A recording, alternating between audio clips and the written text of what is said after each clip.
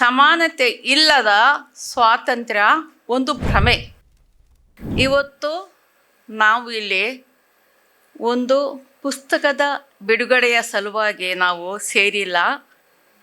ನಾವು ಇಲ್ಲಿ ಒಂದು ವಿಚಾರಧಾರೆಗೆ ಸಾಕ್ಷಿಯಾಗಲು ಮತ್ತು ಸಾಮಾಜಿಕವಾದಂತಹ ಆತ್ಮ ಪರಿವೀಕ್ಷಣೆಗೆ ಒಳಗಾಗಲು ಮತ್ತು ಮುಖ್ಯವಾಗಿ ನಮ್ಮೊಳಗಿನ ಅಹಂಕಾರದ ಮುಖವಾಡಗಳನ್ನು ತೆಗೆದು ಹಾಕಬೇಕಾದಂಥ ಒಂದು ಸತ್ಯ ಕ್ಷಣಕ್ಕೆ ಇಲ್ಲಿ ಹಾಜರಾಗಿದ್ದೀವಿ.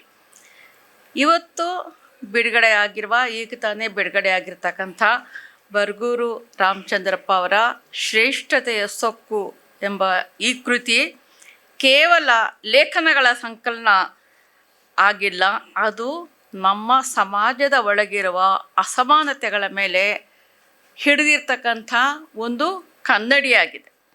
ಆ ಕನ್ನಡಿಯ ಮುಂದೆ ನಿಲ್ಲುವುದಕ್ಕೆ ಧೈರ್ಯ ಬೇಕೆ.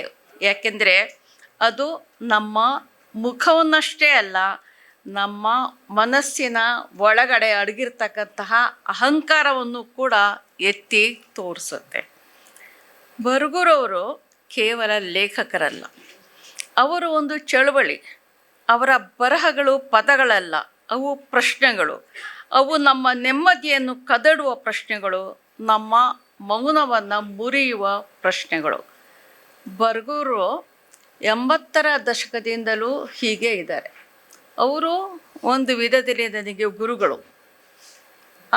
ಬಂಡಾಯ ಸಾಹಿತ್ಯ ಸಂಘಟನೆ ಮತ್ತು ಇತರೆ ಸಾಮಾಜಿಕ ಚಳುವಳಿಗಳ ಸಂದರ್ಭದಲ್ಲಿ ನಾವು ಪದೇ ಪದೇ ಭೇಟಿ ಆಗ್ತಾಯಿದ್ವಿ.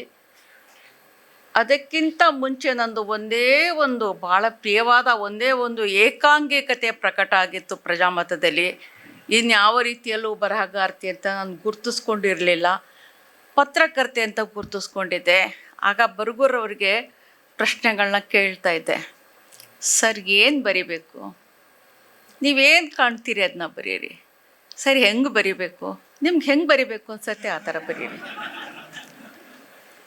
ಸರಿ, ಯಾವ ವಿಷಯದ ಬಗ್ಗೆ ಬರಿಬೇಕು? ಯಾವುದು ನಿಮ್ಮನ್ನು ಹೆಚ್ಚು ಕಾಡಿಸುತ್ತೆ?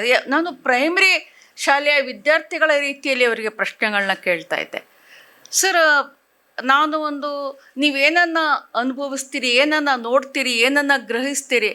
ಸರ್, ನಾನು ಮುಸ್ಲಿಂ ಮಹಿಳೆ, ಅದ್ರ ಬಗ್ಗೆನೇ ಬರೀರಿ. ಅವರ ಆ ಒಂದು ಆತ್ಮೀಯವಾದ ಸಂವಾದ ಮತ್ತು ಮಾರ್ಗದರ್ಶನದ ಕ್ಷಣಗಳಿವೆ ಅಲ್ಲ, ಅದು ನನ್ನನ್ನು ಇಲ್ಲಿಗೆ ಈ ಮಟ್ಟಿಗೆ ತಂದು ನಿಲ್ಲಿಸಿದೆ ಅನ್ನೋದನ್ನು ನಾನು ಹೇಳಲಿಕ್ಕೆ ಇಷ್ಟಪಡ್ತೀನಿ. ಯಾಕೆಂದರೆ ಬುಕ್ಕರ್ ಬಂದಿದ್ದು ನನಗೆ ಸುಲಭ ಆಗಲಿಲ್ಲ. ಬುಕ್ಕರ್ ಬಂದ ನಂತರದ ಸೊಕ್ಕುಗಳು ನನ್ನನ್ನು ಅಪಾರವಾಗಿ ಕಾಡಿಸಿದವು, ಹಿಂಸೆಗೆ ಈಡು ಮಾಡಿದ್ವು. ಆ ಬುಕ್ಕರ್ನ ಕ್ರೆಡಿಟನ್ನು ಯಾರ್ಯಾರಿಗೋ ತಲುಪಿಸ್ಲಿಕ್ಕೆ ಬೇಕಾದಷ್ಟು ಪ್ರಯತ್ನಗಳನ್ನು ಕೂಡ ಮಾಡಿದರು. ಸೊ ಹೀಗಿದ್ದು ಆಕಸ್ಮಿಕವಾಗಿ ಬಂದಿದ್ದಲ್ವಾ ಅಂತ ಪ್ರಶ್ನೆ ಕೇಳಿದ್ರು. ಆಕಸ್ಮಿಕವಾಗಿ ಹೆಂಗ್ರಿ ಬರುತ್ತೆ? ನಾನೇನು ಬಸ್ಸಲ್ಲಿ ಪ್ರಯಾಣ ಮಾಡ್ತಾಯಿದ್ದೆ, ಅವಾಗೊಂದು ಆಕ್ಸಿಡೆಂಟ್ ಆಯಿತು, ಆವಾಗ ಬಂತ ಈ ಬುಕ್ಕರು. ಏನು ಆಕಸ್ಮಿಕ ಅಂದರೆ ಹೇಗೆ? ಈ ಥರದ ವಿಚಿತ್ರ ಪ್ರಶ್ನೆಗಳನ್ನ ನನಗೆ ಕೇಳ್ತಾ ಬಂದರು. ಅವರು ಯಾರ್ಯಾರಿಗೆ ಈಗ ಇವುಗಳ ಶ್ರೇಯಸ್ಸು ತಲುಪಬೇಕು ಅಂತ ಬಯಸಿದ್ರೋ, ಒತ್ತಡ ಮಾಡಿದ್ರೋ, ಆ ಯಾವ ಶ್ರೇಯಸ್ಸನ್ನು ನಾನು ಕೊಡಲಿಲ್ಲ. ಬದಲಿಗೆ ಕೊಟ್ಟಿದ್ದು, ಕೃತಜ್ಞತೆಗಳನ್ನು ಸಲ್ಲಿಸಿದ್ದು ಬಂಡಾಯ ಸಾಹಿತ್ಯ ಸಂಘಟನೆಗೆ ಮತ್ತು ಸಾಮಾಜಿಕ ಚಳುವಳಿಗಳಿಗೆ ಮಾತ್ರ. ಏಕೆಂದರೆ ನಿಜವಾದ ಅರ್ಥದಲ್ಲಿ ನನ್ನ ಮಾನಸಿಕ ಬೆಳವಣಿಗೆ, ನನ್ನ ಬೌದ್ಧಿಕ ಬೆಳವಣಿಗೆ, ನನ್ನ ಅಂತರಂಗದ ಚಿಂತನೆಗಳು, ನನ್ನ ಅಭಿವ್ಯಕ್ತಿಯ ಮಾರ್ಗಗಳು, ಸಾಧನಗಳು, ಇವುಗಳೆಲ್ಲವನ್ನು ಉದ್ದೀಪನಗೊಳಿಸಿದ್ದು ಬಂಡಾಯ ಸಾಹಿತ್ಯ ಸಂಘಟನೆ ಮತ್ತು ಸಾಮಾಜಿಕ ಚಳುವಳಿಗಳು. ಈ ಅಂಶವನ್ನು ನಾನು ಮರೆಮಾಚಲಿಕ್ಕೆ ಸಾಧ್ಯ ಇಲ್ಲ. ಮತ್ತು ಅವುಗಳನ್ನ ಎಲ್ಲೋ ಇಟ್ಟು ಬೇರೆ ರೀತಿಯಲ್ಲಿ ಬೇರೆಯವ್ರನ್ನ ಪ್ರೊಜೆಕ್ಟ್ ಮಾಡಲಿಕ್ಕೂ ಕೂಡ ಸಾಧ್ಯ ಇಲ್ಲ. ಹೀಗಾಗಿ ಮತ್ತು ನನ್ನ ಏನು ಹೇಳಬೇಕು, ಇದೇ ರೀತಿಯ ಸೊಕ್ಕುಗಳಿಗೆ ಈಡಾಗಿ ಭಾಳ ಸೆನ್ಸಿಟಿವ್ ಆದಂತಹ ನನ್ನ ಬದುಕಿನ ದುರ್ಬಲ ಗಳಿಗೆಗಳಲ್ಲೂ ಕೂಡ ಬರಗೂರು ಬೆಂಗಳೂರಿನಿಂದ ಧಾವಿಸಿ ಬಂದಿದ್ದಾರೆ. ನನಗೆ ಫತ್ವಾ ಹಾಕಿದರು. ಫತ್ವಾದಲ್ಲಿ ಹೇಳಿದರು, ನಿನಗೆ ಮುಸ್ಲಿಂ ಸಮುದಾಯದ ಯಾವ ಸಾಮಾಜಿಕವಾದಂಥ ಕ್ಷಣಗಳು ದೊರಕೋದಿಲ್ಲ. ಒಂದು ಮದುವೆಗೆ ಬರಾಗಿಲ್ಲ, ಸಾವಿಗೆ ಗುಡ್. ನನಗೆ ಮದುವೆಗಳ ಆಸಕ್ತಿನೂ ಇಲ್ಲ. ಯಾಕೆಂದರೆ ನಾನು ಮದುವೆಗಳಿಗೆ ಹೋಗ್ತಾ ಇದ್ದರೆ ಬೆಳಗ್ಗಿಂದ ಸಂಜೆ ಒಂದು 3 ಮದುವೆ ಆದರೂ ಅಟೆಂಡ್ ಮಾಡಬೇಕು. ನನಗೆ ಇಷ್ಟನೂ ಇಲ್ಲ. ಮದುವೆಗೆ ಬೇಕಾದಂಥ ಸಲಕರಣೆಗಳು ನನ್ನ ಹತ್ರ ಇಲ್ಲ. ರೇಷ್ಮೆ ಸೀರೆಗಳು, ಇಷ್ಟು ಒಡವೆಗಳು, ಅದು ಇದು ಏನೂ ಇಲ್ಲ. ಹೀಗಾಗಿ ಮೊದಲಿನಿಂದ ಆಸಕ್ತಿನೂ ಇಲ್ಲ. ನನಗೇನು ಸಮಸ್ಯೆ ಇಲ್ಲ.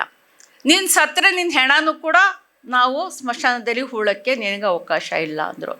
ಅದು ಸ್ವಲ್ಪ ನನಗೆ ಚಿಂತೆಗೀಡು ಮಾಡ್ತು. ನಾನು ಹೇಳಿದೆ, ಆದರೆ ಅದು ನನ್ನ ಸಮಸ್ಯೆ ಅಲ್ಲ. ಆಮೇಲೆ ಹೇಳಿದೆ, ನನ್ನ ಸಮಸ್ಯೆ ಅಲ್ಲ, ಡಿಸ್ಟ್ರಿಕ್ಟ್ ಅಡ್ಮಿನಿಸ್ಟ್ರೇಷನ್ ಸಮಸ್ಯೆ. ಇಲ್ಲಿ ನಾನು ಕೊಳಿತಾ ಬಿದ್ದಿರಬೇಕಾದ್ರೆ ಅವರೇ ಓಡೋಡಿ ಬಂದು ನನಗೆ ಎಲ್ಲಿ ಏನು ಮಾಡಬೇಕು ಅದನ್ನ ಮಾಡೇ ಮಾಡ್ತಾರೆ. ಆದರೆ ಆ ಸಂದರ್ಭದಲ್ಲಿ ಕೂಡ ಧಾವಿಸಿ ಓಡಿ ಬಂದಂಥವರು ಒಂದು ಮಗುವಿನ ದುಃಖವನ್ನು, ನೋವನ್ನು ಸಹಿಸಲಿಕ್ಕೆ ಆಗದೇ ಇದ್ದಂಥ ತಾಯ್ತನದಿಂದ ಓಡಿ ಬಂದವರು ಬರ್ಗೂರು. ಆ ಸಂದರ್ಭದಲ್ಲಿ ಬಂದು ಯಾರ್ಯಾರ ಜೊತೆಯಲ್ಲಿ ಹೇಗೆ ಏನೇನು ಚರ್ಚೆ ಮಾಡಬೇಕು, ಯಾವ ವಿಷಯವನ್ನು ಮನದಟ್ಟು ಮಾಡಬೇಕು, ಅದೆಲ್ಲವನ್ನು ಕೂಡ ಮನದಟ್ಟು ಮಾಡಿ ಇದನ್ನು ನೀವು ರಿಯಲೈಸ್ ಮಾಡ್ಕೊಳ್ದೇ ಇದ್ದರೆ, ಅರ್ಥ ಮಾಡ್ಕೊಳ್ದೇ ಇದ್ದರೆ ಸಾಮಾಜಿಕವಾಗಿ ದುಷ್ಪರಿಣಾಮ ಬೀಳುತ್ತೆ. ನಾವುಗಳು ನಿಮ್ಮ ವಿರುದ್ಧದ ಒಂದು ಐಕ್ಯತೆಯ ಹೋರಾಟವನ್ನು ನಡೆಸಬೇಕಾಗತ್ತೆ ಅನ್ನುವಂಥ ಮೆಸೇಜನ್ನು ಕೊಟ್ಟು ಆ ಇಡೀ ವಿಷಯವನ್ನು ತಿಳಿಗೊಳಿಸಿದಂಥವರು ಮತ್ತು ಅದಕ್ಕೆ ಸರಿಯಾದಂಥ ಒಂದು ತಿರುವನ್ನು ಕೊಟ್ಟಂಥವರು ಬರ್ಗೂರು. ಏಕ ವ್ಯಕ್ತಿಯಾಗಿ ಅವ್ರು ನಡೆಸಿದಂಥ ಈ ಪ್ರಯತ್ನಗಳು. ಹೀಗಾಗಿ ಈ ಸಂದರ್ಭದಲ್ಲಿ ನಮ್ಮ ತಂಡ ನೋಡಿ, ಈಗ ಏಕಾಂಗಿಯಾಗಿರ್ತಾ ಇದ್ದೆ, ಬುಕ್ಕರ್ ಆದ ನಂತರ ತಂಡ ಆಗಿಬಿಟ್ಟಿದ್ದೀನಿ ನಾನು. ಯಾಕೆಂದರೆ ನನ್ನ ಜೊತೆಯಲ್ಲಿ ಒಬ್ಬ ಏಜೆಂಟ್ ಇದ್ದಾರೆ, ಮತ್ತು ಒಂದು ಟ್ರಾವೆಲ್ ಟೀಮ್ ಇದೆ, ಮತ್ತು ಒಂದು ಪಬ್ಲಿಷರ್ಗಳ ಒಂದು ಗುಂಪು ಇದೆ. ಅವರೆಲ್ಲ ಒಕ್ಕೊರಲಿನಿಂದ ಹೇಳ್ತಾ ಇದ್ದಾರೆ. ಇದುವರೆಗೂ ಈಗ ನಂದು ಇನ್ನೂ ಒಂದು 2ನೇ ಕಥಾ ಸಂಕಲನ ಟ್ರಾನ್ಸ್ಲೇಟ್ ಆಗಿದೆ, ಅನುವಾದ ಆಗಿದೆ. ಅದು ಕೂಡ ಅಂತಾರಾಷ್ಟ್ರೀಯ ಪಬ್ಲಿಷರ್ಗಳ ಕೈಯಲ್ಲಿ ಇದೆ. ಬಹುಶಃ ಮಂಡೇ ನಮ್ಮದು ಒಂದು ವ್ಯವಸ್ಥಿತವಾದಂಥ ಮಾರಾಟದ ವ್ಯವಸ್ಥೆ ಇವತ್ತೇ ಆಗತ್ತೆ ಅಂತ ನಮ್ಮ ನಿರೀಕ್ಷೆ. ಆದರೆ ಈ ಎಲ್ಲ ತಂಡಗಳು ಕೂಡ ಒತ್ತಾಯ ಮಾಡ್ತಾ ಇರೋದು, ಮೇ ಕೊನೆಯ ಒಳಗಡೆ ನಿಮ್ಮದೊಂದು ಕಾದಂಬರಿ ಹೊರ ಬರಲೇಬೇಕು ಅಂತ ಒತ್ತಿ ಹೇಳ್ತಾ ಇದ್ದಾರೆ. ಏಕೆಂದರೆ ಒಬ್ಬ ಬುಕ್ಕರ್ ಥರಾಗಿದ್ದು ಮೊದಲನೇ ಬಾರಿಗೆ ಕಥಾ ಸಂಕಲನಕ್ಕೆ ಬುಕ್ಕರ್ ಬಂದಿರುವಂಥದ್ದು. ಇದುವರೆಗೂ ಅದರ ಇತಿಹಾಸದಲ್ಲಿ ಕಥಾ ಸಂಕಲನಕ್ಕೆ ಬುಕ್ಕರ್ ಬಂದಿಲ್ಲ. ಸೊ ಹೀಗಾಗಿ ನಿಮಗೆ ಕಥಾ ಸಂಕಲನಕ್ಕೆ ಬಂದಿದೆ ಅಂತ ಹೇಳ್ಬಿಟ್ಟು ನೀವು ಆರಾಮಾಗಿ ಕಾಲು ಚಾಚ್ಕೊಂಡು ನೆಮ್ಮದಿಯಾಗಿ ಇರೋ ಹಾಗಿಲ್ಲ. ಮೇ ಕೊನೆಯ ವಾರದ ಒಳಗಡೆ ನೀವು ನಮಗೆ ಒಂದು ಕಾದಂಬರಿ ಕೊಡಲೇಬೇಕು ಅಂತ. ಅದು ಹೆಂಗೆ, ಅದು ನಾನು ಜೋಳದ ರೊಟ್ಟಿನೋ ಅಕ್ಕಿ ರೊಟ್ಟಿನೋ ತಟ್ಟೋದಾದರೆ ತಟ್ಟಿ 4 ಜನರನ್ನು ಕರ್ಕೊಂಡು 10 ರೊಟ್ಟಿ ತೊಟ್ಟಿ ಕಾದಂಬರಿಯನ್ನು ನಾನು ಒಂದು ಕಥಾಲೋಕವನ್ನು, ಒಂದು ಸೃಜನಶೀಲ ಕ್ರಿಯೆಯನ್ನು ಇಂತಿಷ್ಟು ಗಡುವಿನೊಳಗಡೆನೆ ಕೊಡಬೇಕಾದಂಥ ದೊಡ್ಡದಾದಂಥ ಒಂದು ಒತ್ತಡ ನನ್ನ ಮೇಲಿದೆ. ಹೀಗಾಗಿ ಏಪ್ರಿಲ್ ಮೇ 2 ತಿಂಗಳು ನನಗೆ ಅವರು ಬಿಡುವನ್ನು ಕೊಟ್ಟಿದ್ದರು ನನ್ನ ಪ್ರಯಾಣದ ಸಂದರ್ಭದಲ್ಲಿ. ಆದರೆ ಏಪ್ರಿಲ್ ಪೂರ್ತಿ ಏನೂ ಮಾಡೋಕ್ಕಾಗಲಿಲ್ಲ. ಮೇನಲ್ಲಿ ಏನು ಮಾಡ್ತೀನಿ ನನಗಿನ್ನೂ ಕೂಡ ಗೊತ್ತಾಗ್ತಾ ಇಲ್ಲ. ಹೀಗಾಗಿ ಹೊರದೇಶದ ಎಲ್ಲ ಕಾರ್ಯಕ್ರಮಗಳನ್ನು ಆ ಟೀಮ್ನವರೇ ರದ್ದು ಮಾಡಿದ್ದಾರೆ. ಆದರೆ ನನಗೆ ಬರ್ಗೂರು ಫೋನ್ ಮಾಡಿ ಈ ಥರ ಬಿಡುಗಡೆ ಕಾರ್ಯಕ್ರಮ ಇದೆ ಅಂದರೆ ನಾನು ಬೇರೆ ಮಾತಾಡಲಿಲ್ಲ. ಆಯಿತು ಸರ್ ಬರ್ತೀನಿ ಅಂದೆ. ಏಕೆಂದರೆ ನನ್ನ ಮೇಲೆ ಅವರ ಋಣ ಇದೆ. ಬಂಡಾಯ ಸಾಹಿತ್ಯ ಸಂಘಟನೆ ಕಡೆಯಿಂದ ಮತ್ತು ವೈಯಕ್ತಿಕವಾಗಿ ಎಲ್ಲ. ಹೀಗಾಗಿ ಅವರಿಗೆ ಇಲ್ಲ ಅಂತ ಹೇಳಲಿಕ್ಕೆ ನನಗೆ ಬಾಯೇ ಬರಲಿಲ್ಲ. ಆ ಕಾರಣದಿಂದ ಇಲ್ಲಿ ನಾನು ನಿಮ್ಮ ಎದುರಿಗೆ ನಿಂತಿದ್ದೀನಿ. ಮತ್ತು ನನಗೆ ಬುಕ್ಕರ್ ಬಂದಂಥ ಸಂದರ್ಭದಲ್ಲೂ ಕೂಡ ಅವರು ಸಭೆಯಲ್ಲಿ ಭಾಗವಹಿಸಿದಂಥ ಸಂದರ್ಭದಲ್ಲಿ ಎಷ್ಟು ಭಾವುಕರಾದರು, ಎಷ್ಟು ಅಭಿಮಾನವನ್ನು ವ್ಯಕ್ತಪಡಿಸಿದ್ರು, ಅದು ಇನ್ನೂ ನನ್ನ ಕಣ್ಣೆದುರಿಗಿದೆ. ಹೀಗಾಗಿ ಥ್ಯಾಂಕ್ ಯು ಸರ್. ನನ್ನ ಎಲ್ಲ ಡೆವಲಪ್ಮೆಂಟಲ್ಲಿ ಉದ್ದಕ್ಕೂ ಕೂಡ ನಿಮ್ಮ ಪಾತ್ರ ಇರೋದನ್ನು ಈಗ ನಾನು ಇಲ್ಲಿ ಗಮನಿಸಲೇಬೇಕಾಗಿದೆ, ಅದನ್ನು ಅಭಿವ್ಯಕ್ತಿ ಮಾಡಲೇಬೇಕಾಗಿದೆ. Thank you.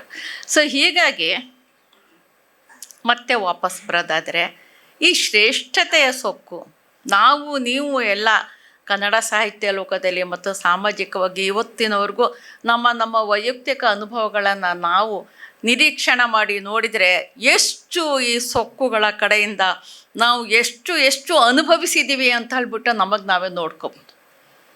ಹೀಗಾಗಿ ಈ ಶ್ರೇಷ್ಠತೆಯ ಸೊಕ್ಕು ಒಂದು ಆಂತರಿಕ ಅನ್ವೇಷಣೆ. ಶ್ರೇಷ್ಠತೆಯ ಸೊಕ್ಕು ಎಂಬುದು ಶೀರ್ಷಿಕೆಯೇ ಒಂದು ಪ್ರಶ್ನೆ. ಯಾರು ಶ್ರೇಷ್ಠ? ಯಾಕೆ ಶ್ರೇಷ್ಠ? ಈ ಶ್ರೇಷ್ಠತೆಯ ಸೊಕ್ಕು ಯಾರ ಮೇಲೆ? ಇದು ಕೂಡ ಮುಖ್ಯ ಆಗುತ್ತೆ. ಮಾನವನ ಇತಿಹಾಸವನ್ನು ನೋಡಿದರೆ ಶ್ರೇಷ್ಠತೆಯ ಭ್ರಮೆ ಒಂದು ಅಮಾನವೀಯ ಕರಾಳ ಮೃಗವಾಗಿ ರೂಪುಗೊಂಡಿದೆ. ಅದು ಮೌನವಾಗಿ ಹುಟ್ಟುತ್ತೆ, ಆದರೆ ಅದರಿಂದ ಉಂಟಾಗುವ ಹಾನಿ ಭೀಕರ.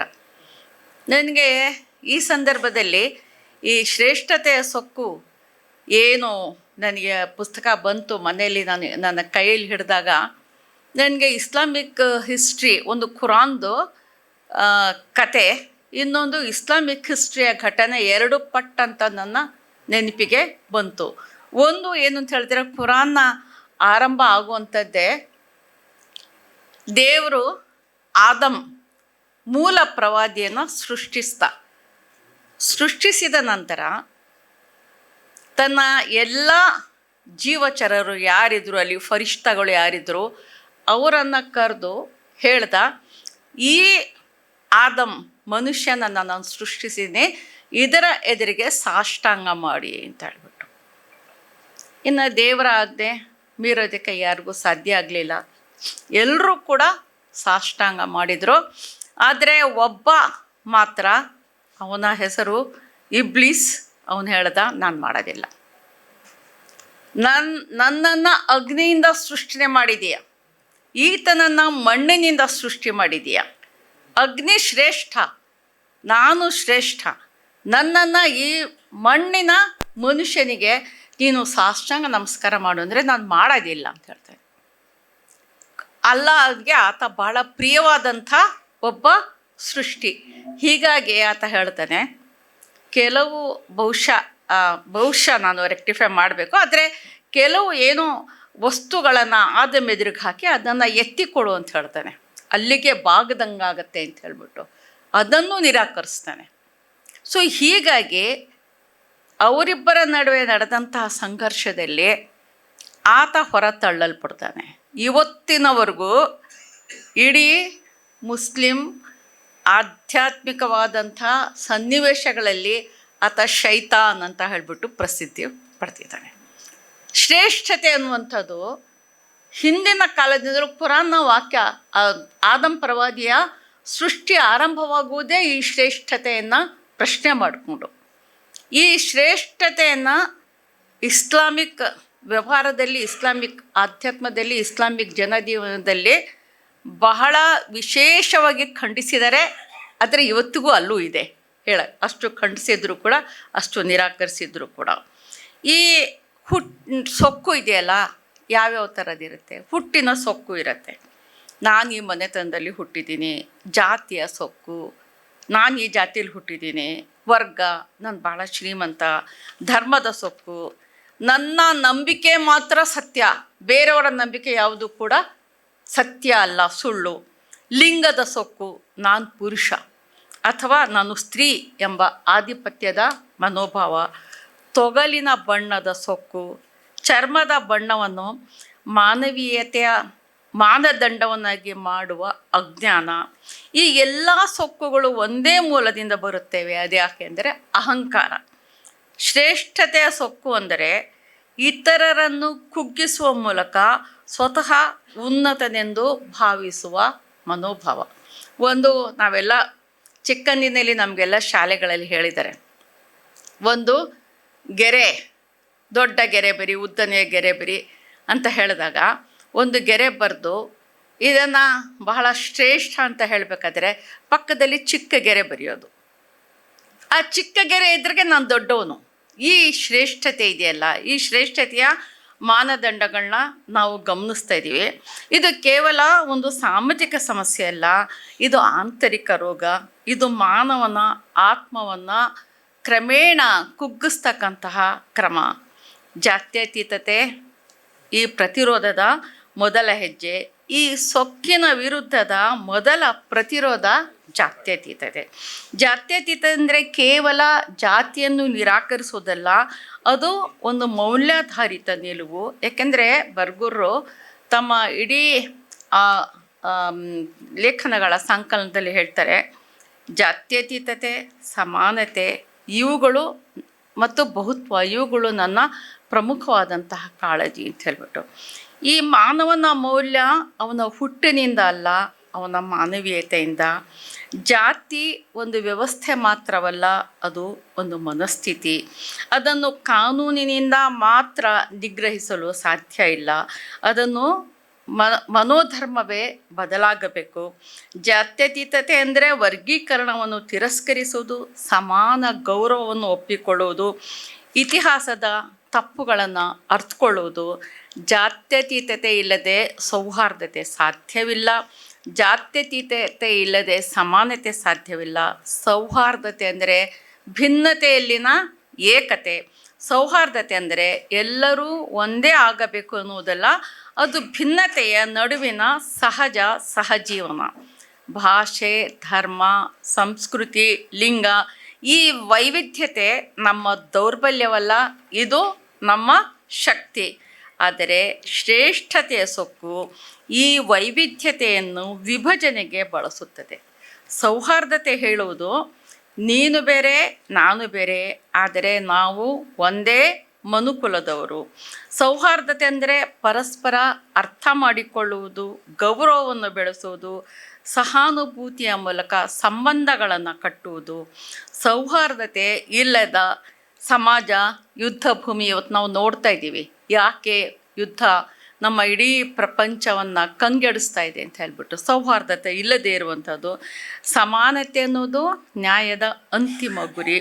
ಸಮಾನತೆ ಅಂದರೆ ಎಲ್ಲರೂ ಒಂದೇ ಆಗಬೇಕು ಅನ್ನುವುದಲ್ಲ, ಅದು ಎಲ್ಲರಿಗೂ ಸಮಾನ ಅವಕಾಶಗಳು, ಸಮಾನ ಗೌರವ ದೊರಕಬೇಕು ಎನ್ನುವುದು. ಸೊ ಹೀಗಾಗಿ ಸಮಾನತೆ ಇಲ್ಲದ ಸ್ವಾತಂತ್ರ್ಯ ಒಂದು ಭ್ರಮೆ. ಇವತ್ತು ನಾವು ಭ್ರಮೆಯ ಲೋಕದಲ್ಲಿ ನಾವು ಬದುಕ್ತಾ ಇದ್ದೀವಿ. ಈ ವಾಕ್ಯ ಕೇವಲ ತತ್ವವಲ್ಲ, ಇದು ಒಂದು ಎಚ್ಚರಿಕೆ. ಶ್ರೇಷ್ಠತೆಯ ಸೊಕ್ಕು ಸಮಾನತೆಯ ವಿರುದ್ಧದ ದೊಡ್ಡ ಶತ್ರು. ಅದು ನಮ್ಮ ಸಮಾಜವನ್ನು ಮೇಲ್ನೋಟಕ್ಕೆ ಅಭಿವೃದ್ಧಿಯಾಗಿರುವಂತೆ ತೋರಿಸುತ್ತೆ, ಆದರೆ ಒಳಗೆ ಗೆದ್ದಲು ಹಿಡಿದಂತೆ ಕುಸಿದು ಬೀಳುತ್ತೆ ಅದು. ಈ ಮೂರು ಮೌಲ್ಯಗಳು, ಜಾತ್ಯತೀತತೆ, ಸೌಹಾರ್ದತೆ, ಸಮಾನತೆ, ಇವು ವಿಭಜನೆಗೆ ವಿರುದ್ಧದ ನಿಲುವು, ಭಿನ್ನತೆಯಲ್ಲಿನ ಏಕತೆ ಮತ್ತು ನ್ಯಾಯದ ಸಾಧನೆ. ಈ ಮೂರು ಒಂದಾಗೆ ಬಂದಾಗ ಮಾತ್ರ ಒಂದು ಮಾನವೀಯ ನ್ಯಾಯಯುತ ಸಮಾಜ ನಿರ್ಮಾಣವಾಗುತ್ತದೆ. ಇದರಲ್ಲಿ ಅಂಕಿತ ಪ್ರಕಾಶನದ ಬಗ್ಗೆ ಕೂಡ ಒಂದು ಮಾತನ್ನು ಹೇಳಲಿಕ್ಕೆ ಇಷ್ಟಪಡ್ತೇನೆ. ಪ್ರಕಾಶನದಿಂದ ಒಂದು ಪುಸ್ತಕವನ್ನು ಮುದ್ರಿಸುವಂಥದ್ದು ಒಂದು ಉದ್ಯಮ. ಒಂದು ಪುಸ್ತಕವನ್ನು ಜೀವಂತವಾಗಿಡುವುದು ಒಂದು ಸಾಂಸ್ಕೃತಿಕ ಕಾರ್ಯ. ಅಂಕಿತ ಪುಸ್ತಕ ಈ ಎರಡನ್ನೂ ಸಮಾನವಾಗಿ ಬೆಸೆದುಕೊಂಡಿದೆ.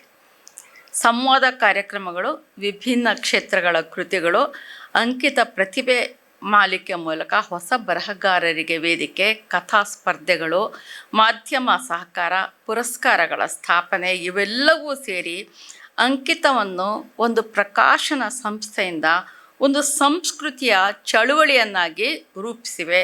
ಸಾಹಿತ್ಯದ ಪಾತ್ರ ಕತ್ತಲೆಗೆ ಬೆಳಕು. ಸ್ನೇಹಿತರೆ, ನಮ್ಮ ಕಾಲದ ದೊಡ್ಡ ಸಮಸ್ಯೆ ಅಜ್ಞಾನವಲ್ಲ, ನಮ್ಮ ಕಾಲದ ದೊಡ್ಡ ಸಮಸ್ಯೆ ಅಂದರೆ ಅಹಂಕಾರದ ಜ್ಞಾನ. ಈ ಸಂದರ್ಭದಲ್ಲಿ ಸಾಹಿತ್ಯದ ಪಾತ್ರ ಅತ್ಯಂತ ಮಹತ್ವದ್ದು. ಕತ್ತಲೆಯನ್ನು ಹೋಗಲಾಡಿಸುವುದು ಕತ್ತಿಯ ಕೆಲಸವಲ್ಲ, ಅದು ಬೆಳಕಿನ ಕೆಲಸ. ಶ್ರೇಷ್ಠತೆಯ ಸೊಕ್ಕು ಆ ಬೆಳಕಿನ ದೀಪ. ಇದು ನಮ್ಮೊಳಗಿನ ಕತ್ತಲೆಯನ್ನು ಬೆಳಗಿಸುತ್ತದೆ, ನಮ್ಮೊಳಗಿನ ಅಹಂಕಾರವನ್ನು ಪ್ರಶ್ನಿಸುತ್ತದೆ, ನಮ್ಮೊಳಗಿನ ಮಾನವೀಯತೆಯನ್ನು ಜಾಗೃತಗೊಳಿಸುತ್ತದೆ. ಅಂತಿಮವಾಗಿ ಒಂದು ಆಯ್ಕೆ, ನಾವು ಇಲ್ಲಿಂದ ಹೊರಡುವಾಗ ಒಂದು ಪುಸ್ತಕ ಅನ್ನುವುದನ್ನು ಮಾತ್ರ ತೆಗೆದುಕೊಂಡು ಹೋಗುವಂತಹದ್ದಲ್ಲ. ಒಂದು ಚಿಂತನೆಯನ್ನು ತೆಗೆದುಕೊಂಡು, ಒಂದು ಪ್ರಶ್ನೆಯನ್ನು ತೆಗೆದುಕೊಂಡು, ಒಂದು ಬದಲಾವಣೆಯ ಸಂಕಲ್ಪವನ್ನು ಜೊತೆಯಲ್ಲಿ ತೆಗೆದುಕೊಂಡು, ಸಮಕಾಲೀನ ಸಮಾಜದ ಅತ್ಯಂತ ತೀವ್ರವಾದಂತಹ ಒಂದು ಸಂದಿಗ್ಧತೆಯನ್ನು ನಮ್ಮ ಜೊತೆ ತೆಗೆದುಕೊಂಡು ಹೋಗೋಣ. ನಾವು ಇನ್ನೂ ಕೂಡ ಅಹಂಕಾರದ ಖೈದಿಗಳಾಗಿರಬೇಕೆ ಅಥವಾ ಮಾನವೀಯತೆಯ ಮಾರ್ಗವನ್ನು ಆರಿಸಬೇಕೆ? ಶ್ರೇಷ್ಠತೆಯ ಸೊಕ್ಕು ನಮ್ಮನ್ನು ವಿಭಜಿಸುತ್ತೆ, ಮಾನವೀಯತೆಯ ವಿನಮ್ರತೆ ನಮ್ಮನ್ನು ಒಂದಾಗಿಸುತ್ತದೆ. ನಾವು ಯಾವುದನ್ನು ಆಯ್ಕೆ ಮಾಡುತ್ತೇವೆ ಎಂಬುದೇ ನಮ್ಮ ಭವಿಷ್ಯವನ್ನು ನಿರ್ಧರಿಸುತ್ತೆ. ಬರ್ಗೂರ್ರವರ ಈ ಕೃತಿ ನಮಗೆ ಸರಿಯಾದ ಆಯ್ಕೆಯನ್ನು ಮಾಡೋದಕ್ಕೆ ಒಂದು ನಿರ್ದಿಷ್ಟ ದಿಕ್ಕನ್ನು ತೋರಿಸುತ್ತೆ. ಈ ಮಹತ್ವದ ಕೃತಿಯನ್ನು ಕನ್ನಡ ಸಾಹಿತ್ಯಕ್ಕೆ ನೀಡಿದ್ದಕ್ಕಾಗಿ ಅವರಿಗೆ ಹೃತ್ಪೂರ್ವಕವಾದ ಅಭಿನಂದನೆಗಳನ್ನು ಸಲ್ಲಿಸ್ತೀನಿ. ಹಾಗೆಯೇ ಸ್ನೇಹಿತರೆ, ಇಸ್ಲಾಮಿಕ್ ಹಿಸ್ಟ್ರಿಯ ಇನ್ನೂ ಒಂದು ಪ್ರಸಂಗವನ್ನು ನಿಮ್ಮ ಎದುರಿಗೆ ಹೇಳಲಿಕ್ಕೆ ಇಷ್ಟಪಡ್ತೀನಿ. ಕ್ರಿಸ್ತ ಶಕ 632ರಲ್ಲಿ ಪ್ರವಾದಿ ಮೊಹಮ್ಮದ್ರವರು ಹಜ್ಗೆ ಹೋಗಿದ್ದರು. ಅರಾಫತ್ ಮೈದಾನದಲ್ಲಿ 1 ಲಕ್ಷದಿಂದ 1.25 ಲಕ್ಷ ಜನ ಅವರ ಬೆಂಬಲಿಗರು ಅಲ್ಲಿ ಸೇರಿದರು. ಅದಕ್ಕೆ ಅಂತಿಮ ವಿದಾಯ ಭಾಷಣ ಅಂತ ಹೇಳ್ತಾರೆ. ಯಾಕೆಂದರೆ ಅದಾದ ನಂತರ ಅವರ ಮರಣ ಸಂಭವಿಸುತ್ತೆ. ಹೀಗಾಗಿ ಅವರು ಅಂದು ಕೊಟ್ಟಂತಹ ಸಂದೇಶನ ಎಲ್ಲರೂ ಕೂಡ ವಿದಾಯ ಭಾಷಣ ಅಂತ ಹೇಳಿಬಿಟ್ಟು ಭಾಳ ಗಂಭೀರವಾಗಿ ಪರಿಗಣಿಸ್ತಾರೆ. ಆ ವಿದಾಯ ಭಾಷಣದಲ್ಲಿ ಅವರು ಹೇಳಿದರು, ಅರಬ್ ವ್ಯಕ್ತಿಯ ಮೇಲೆ ಅರಬೇತರನಿಗೆ ಯಾವುದೇ ಶ್ರೇಷ್ಠತೆ ಇಲ್ಲ. ಅರಬೇತರನ ಮೇಲೆ ಅರಬ್ಗೆ ಯಾವುದೇ ಶ್ರೇಷ್ಠತೆ ಇಲ್ಲ. ಕರಿಯನ ಮೇಲೆ ಬಿಳಿಯನಿಗೆ ಶ್ರೇಷ್ಠತೆ ಇಲ್ಲ. ಬಿಳಿಯನ ಮೇಲೆ ಕರಿಯನಿಗೆ ಶ್ರೇಷ್ಠತೆ ಇಲ್ಲ. ಜಾತಿ, ಧರ್ಮ, ಬಣ್ಣ, ಲಿಂಗ ಇವುಗಳ ಎಲ್ಲ ಶ್ರೇಷ್ಠತೆಗಳನ್ನು ನನ್ನ ಪಾದದ ಅಡಿಯಲ್ಲಿ ಹಾಕಿ ತುಳಿದಿದ್ದೀನಿ ಅಂತ ಹೇಳ್ತಾರೆ. ನೋಡಿ, ಇದು 1500 ವರ್ಷಗಳ ಹಿಂದೆ ಕ್ರಿಸ್ತ ಶಕ 632ರಲ್ಲಿ ಪ್ರವಾದಿಯೊಬ್ಬರು ಹೇಳಿರ್ತಕ್ಕಂಥ ಒಂದು ವಿಶ್ವದ ಸಂದೇಶ. ಇವತ್ತು ಬರ್ಗೂರರು ಕೂಡ ಅದೇ ಹಾದಿಯಲ್ಲಿ ಆ ಸೊಕ್ಕನ್ನು, ಶ್ರೇಷ್ಠತೆಯ ಸೊಕ್ಕನ್ನು, ಅಹಂಕಾರದ ಜ್ಞಾನವನ್ನು ಪ್ರಶ್ನೆ ಮಾಡ್ತಾ ಇದ್ದಾರೆ. ನಾವು ಇನ್ನೂ ಅದೇ ಹಾದಿಯ ಪಯಣಿಗರಾಗಿದ್ದೀವಿ. ಅದೇ ಸೊಕ್ಕಿನಿಂದ ನಮ್ಮೆಲ್ಲರ ಬಾಳು ಪ್ರಶ್ನಾರ್ಹ ಆಗ್ತಾಯಿದೆ. ನಮ್ಮ ಮುಂದಿನ ಜನಾಂಗದ ಬದುಕು ನಾಶ ಆಗ್ತಕ್ಕಂಥ ಹಂತಕ್ಕೆ ಬಂದಿದೆ. ನಾವು ಇದನ್ನು ಅರ್ಥಕೋಬೇಕಾಗತ್ತೆ. ಸಕಾಲಿಕವಾದಂಥ ಒಂದು ಎಚ್ಚರಿಕೆಯನ್ನು ಅತ್ಯಂತ ಕಾರುಣ್ಯಭರಿತ ನೋಟದಿಂದ ನೋಡಿರ್ತಕ್ಕಂಥ ಬರ್ಗೂರರಿಗೆ ನಾನು ಮತ್ತೊಮ್ಮೆ ವಂದನೆಗಳನ್ನ ಸಲ್ಲಿಸಿ ಮಾತುಗಳನ್ನ ಮುಗಿಸ್ತೀನಿ. Thank you.